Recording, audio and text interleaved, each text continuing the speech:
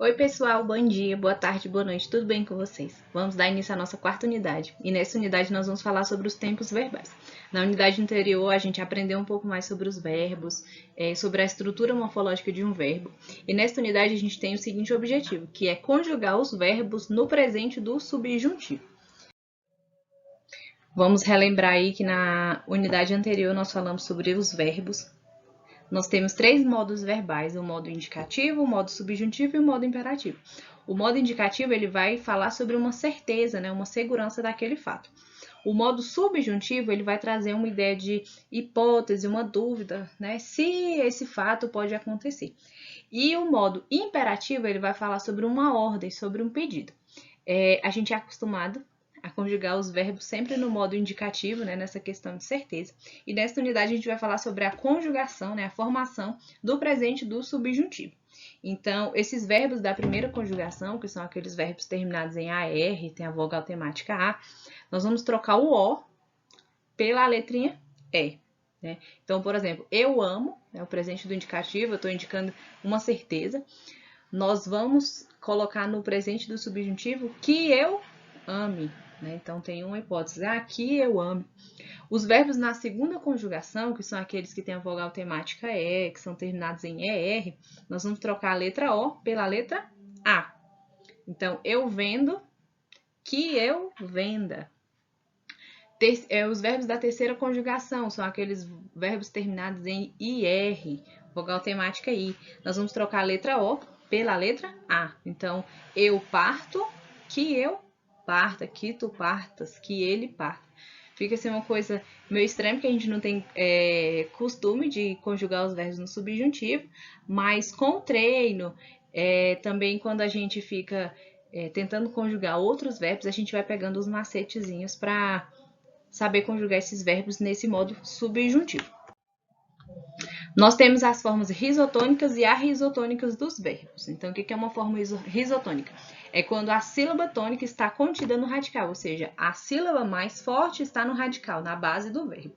Já as formas arrisotônicas é quando a sílaba tônica não está contida no radical, ou seja, a sílaba mais forte, né, deste verbo, ele não está na base do verbo, que é o radical, e sim nas outras sílabas. Alguns verbos eles têm um pouquinho de dificuldade, né? Um grau meio alto de dificuldade quando a gente vai conjugar. Por isso que muitas das vezes a gente tenta trocar esses verbos por um semelhante por conta dessa dificuldade em conjugação. E como que nós vamos aprender a conjugar verbos? Principalmente lendo muito, que nós vamos ver o verbo de várias formas, na segunda pessoa do singular, na terceira pessoa do plural. E também a gente conjugando, né? Colocando em prática, pegando uma folhinha e conjugando mesmo esses verbos. Eu vou trazer alguns verbos para vocês, esses que têm mais dificuldade. E eu sugiro que vocês escolham pelo menos 3, 4 verbos e tentem conjugá-los nesse presente do subjuntivo. Tentem fazer e depois vocês podem conferir na internet ou na apostila de vocês, beleza? Os verbos terminados em EAR, eles vão receber o I depois do E nas formas risotônicas, ou seja, quando essa sílaba tônica estiver no radical. Tem também os verbos mediar, ansiar, remediar, incendiar, todos eles são têm um grau de dificuldade. O verbo requerer, a gente não vai conjugar como o verbo querer. O verbo polir, né? Eu pulo, tu pules, ele pule. Então fica assim totalmente diferente. Às vezes a gente pode até achar que é o verbo pular, né? Mas é no sentido de polir. Prover também, ele já é conjugado como o verbo ver, né? O verbo olhar, no sentido de olhar, né? No pretérito perfeito e derivados e também no participativo, é conjugado de acordo com o modelo da segunda conjugação, que é o verbo vender. Então, eu provi, tu proveste, ele proveu e blá, blá, blá. O verbo reaver e precaver-se, eles são verbos defectivos. O que são os verbos defectivos? Que vão ter defeitos. Eu até falei para vocês na aula passada que eles podem ter algumas pessoas, né? Segunda pessoa do plural, primeira pessoa do singular, às vezes eles podem não ter uma conjugação.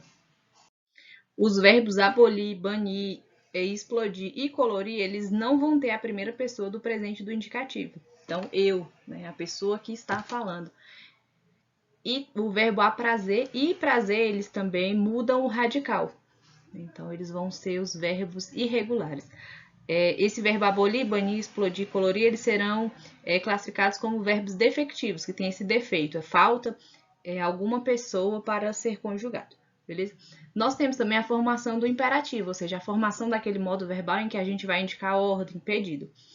O modo imperativo, ele vai ser formado no presente do indicativo e no presente do subjuntivo. E ele pode ser afirmativo ou negativo. O imperativo afirmativo, como é que vai ser? Ele é derivado dos dois presentes. Ele é derivado tanto do presente do indicativo, né, que são retirados as segundas pessoas, tu e vós, eliminando o S, e do presente do subjuntivo, onde são retiradas as demais pessoas sem alteração. Então, amo tu, amais a vós. E o verbo ser, quando ele é flexionado no imperativo afirmativo, nas segundas pessoas, ou seja, tu e vós, ele assume as formas ser e sede. Ser feliz, minha amiga. Sede bondoso com as crianças. O verbo ser, ele tem várias modificações, então é um verbo que recebe muitas flexões.